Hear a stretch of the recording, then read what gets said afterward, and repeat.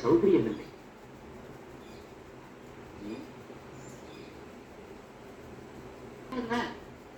நான் அரசன் இல்லப்பா, மனுஷன். இந்த இடம் குப்பை மேடு. நான் கடுகு சிறுத்தால் காரம் போகாதல்ல. நான் கடுகு, அதுவும் சிறுத்த கடுகு. கடுகு சிறுத்தால் காரம் போகாது. போய் சாப்பிடுறேன். வேறு என்னதான் செய்கிறேன்? வேலை தவறாமல் உணவு, வேலை இல்லாமல் உணவு. நீ வந்து கூப்பிடுவாய் என்றல்லவா காத்திருந்தேன். நீ வருவாய் என்று எதிர்பார்த்தேன், வரவில்லை. சாப்பிட்டு விட்டேன்.